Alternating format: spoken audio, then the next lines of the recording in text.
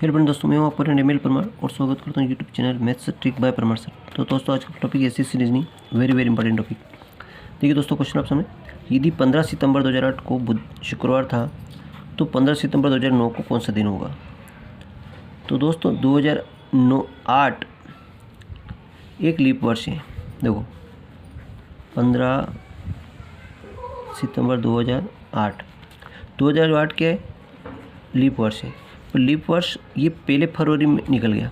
Leap वर्ष में 29 दिन होते हैं, वो फरवरी में होते हैं। तो सितंबर में तो 15 सितंबर, यहाँ के लीप वर्ष का कोई अंतर नहीं पड़ता है।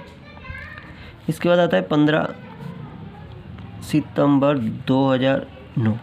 तो दोस्तों यहाँ से यहाँ आने में एक वर्ष हो गया। कितना हो गया इसको, एक वर्ष हो गया। कितना हो गया, एक वर्ष हो गया।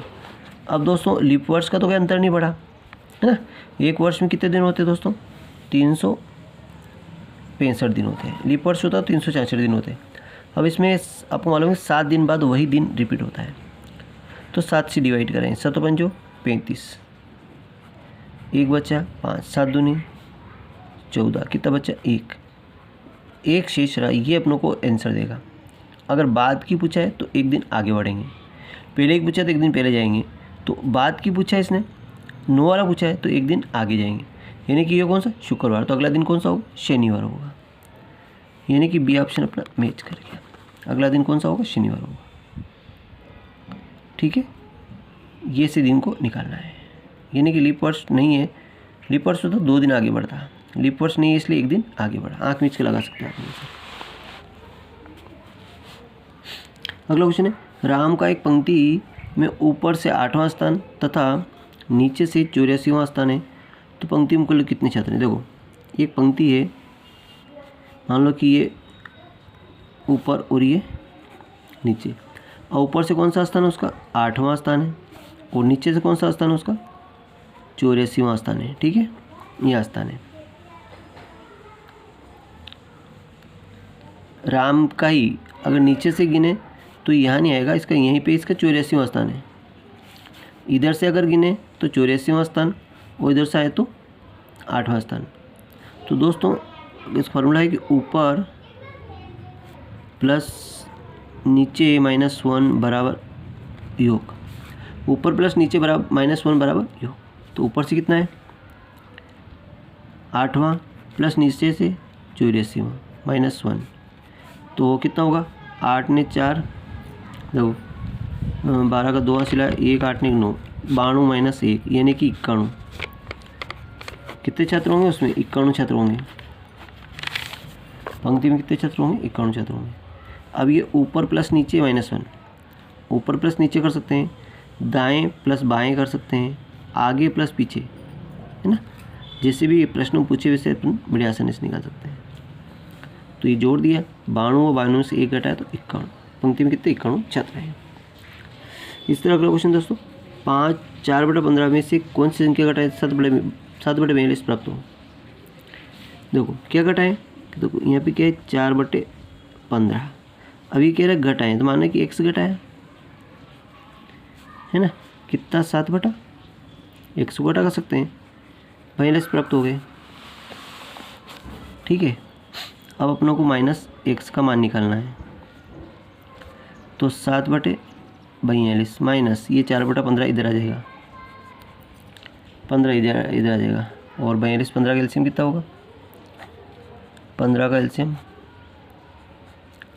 42 15 का एलसीएम क्या होगा, देखो 3 1 3 चौक 12 ने 3 5 15, 14 3 42, 3 5 15। तो अब ये 14 और 15 5 ये भी अलग संख्या है। 14 5 70, 7 21 यानी कि 210। तो 42 5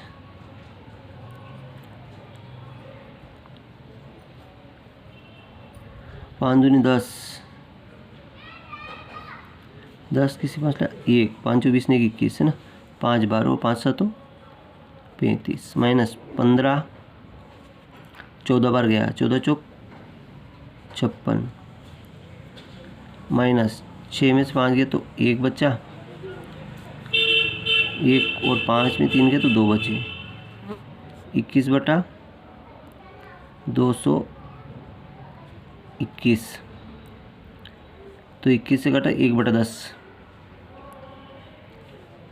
1/10।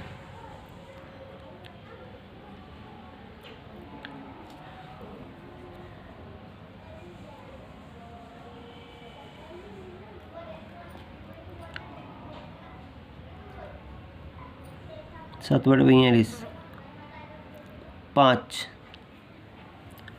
10 की सी 5 लगे, 5 24 21, 500 तो 35, ठीक है।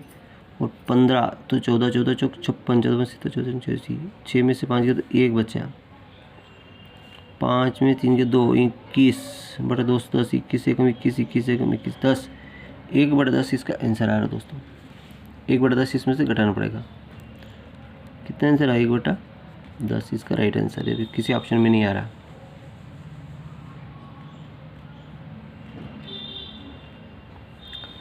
चार बटे 15 में से क्या घटाएं? माना कि 1 से घटाएं,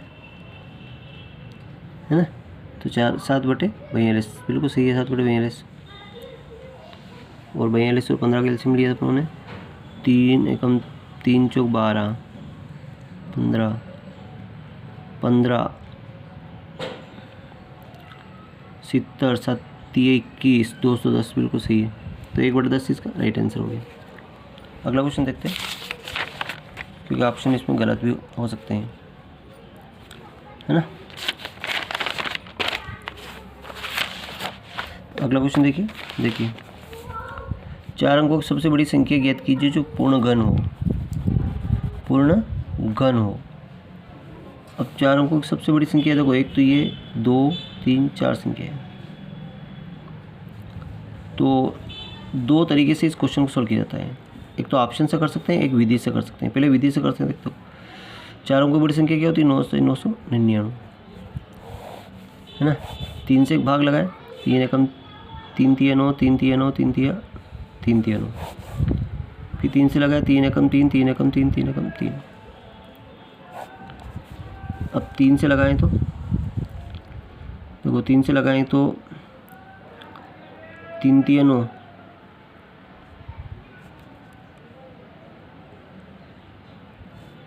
3 से जाएगा 11 से जाएगा, 11 एकम 11 ने 0 ने 11 एकम 11।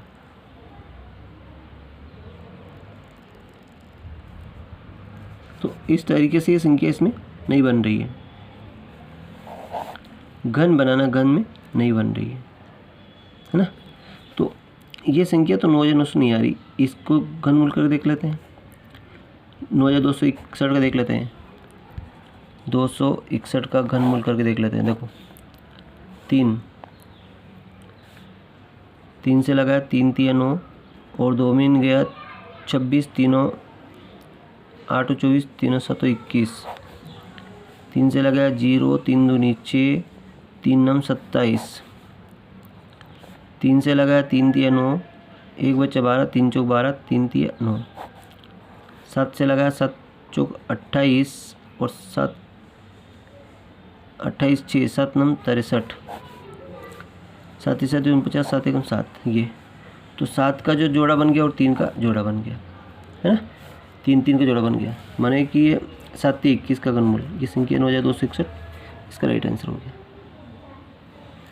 अगला संख्या देखिए 36 3600 किस छोटी संख्या से भाग दिया जाए कि पूर्ण घन बन जाए। देखो तो 3600 का अपन गुणनखंड कर लें। 2 से लगाया 2 एकम 2, 2 8 16। 2 से लगा 2 9 18। 2 से लगा 2 चौक 8, 2 पंजे 10। फिर 2 से लगा 2 दूनी 4, 2 5 2 3 4, 2 पंजे 10। 3 से तो 3 7 21, 3 पंजे 15। 3 2 6, 3 पंजे 15। 5 बच्चों 25, 5 एकम 5। अब अपनों बनाना दोस्तों पूर्ण घन बनाने की, अगर पूर्ण घन बन जाए घन, तो घन में दोस्तों 1 2 3 इन तीनों का जोड़ा बन गया। अब 2 का जोड़ा नहीं बन रहा, 3 का नहीं बन रहा, 3 में इनका जोड़ा नहीं बना, 5 का। तो 3 तिया 9, 25 9 में 225, 25 3 75, 75 में 6, 6 का गुणा 6 30 के सी 5 है 3, 642 45, 450, 450 का अगर भाग दें इस संख्या का तो ये पूर्णघन बन जाएगी। क्या बचेगा इसमें? 8 बचेगी जो पूर्णघन होगी। तो 450 इसमें राइट आंसर है दोस्तों। अगला क्वेश्चन देखिए।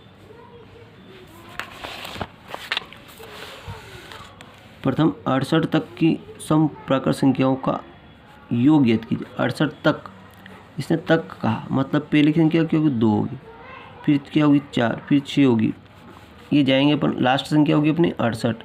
इसने तक के दिया मतलब इससे आगे नहीं जा सकते हैं। तो आपको मालूम है कि 68 तक में आधी सम होगी ना आधी विषम होगी। तो 2 3 6 2 4 34 तो सम है और 34 विषम है। 68 तक में 34 सम होगी, 34 विषम होगी। ठीक है, 34 सम होगी, 34 विषम होगी। ठीक है, तो अब इसका फार्मूला है कि n प्लस 1 ये सम संख्या योग का फार्मूला है। तो 34 और 34 ने 35। अब इनका मल्टीप्लाई कर दें 34 और 35 का, है ना। तो 34 और 35 को मल्टीप्लाई करेंगे तो देखो 5 का गुणा 5 20 की सी पर 2, 5 थे 15 2 17, 3 चौक 12 का 2 हासिला 1 3 3 9 1 10, सी पर 7 2 9 1 1 1190। तो 1190 बी ऑप्शन अपना, सी ऑप्शन अपना मैच कर गया। सी ऑप्शन अपना मैच कर गया। इस तरह अगला क्वेश्चन, 100 से 200 के बीच कितनी संख्या ऐसी है जो 9 और 6 से विभाजित होती है? अब 9 और 6 से विभाजित होने का मतलब क्या होगा? इनका गुणा कर लो, 9 6 54, एलसीएम कितना आया? तो ये 100 है, 200, 54 का भाग दिया 54, तो 54 एकम 54 और 54 दूनी 2 बार गया।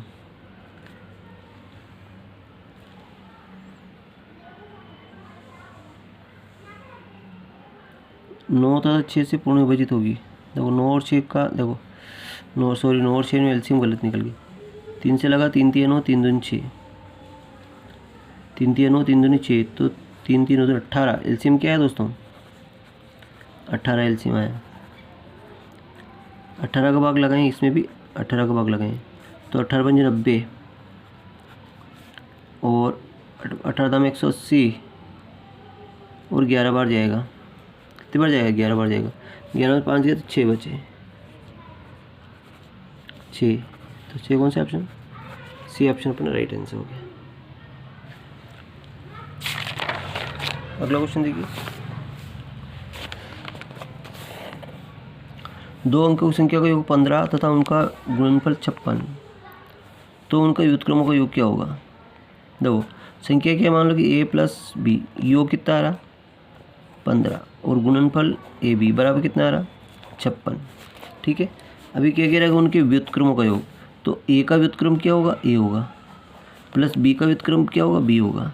इनका अगर योग निकालते तो क्या होगा? ए बी, ए का भाग लगाया तो b बचा, b का लगाया तो a बचा, b प्लस a बटा ए बी। अब इसको b प्लस a कहें या a प्लस b कहें, कोई फ़र्क नहीं पड़ता, एक ही बात है। तो a प्लस b का मान कितना है? 15 बटा 56, तो 15 बटा 56 इसका राइट आंसर, 15 बटा 56 इसका राइट आंसर हो गया। इस तरह अगला क्वेश्चन, एक लास्ट क्वेश्चन देखिए, यदि किसी संख्या के 80% में से 80 घटाने पर 80 प्राप्त होता है तो शेष संख्या क्या है? किसी संख्या, मान लो एक संख्या एक संख्या है, इसका 80% में से 80 माइनस किया तो कितना बचा? 80 बचा। ठीक है, ये माइनस वाली संख्या इधर प्लस में कर दें तो 8 9 16, 16 160 होगी, और x के गुणा में 80 है तो 80 नीचे कर दें इंटू 100 बटा 1 कर दें।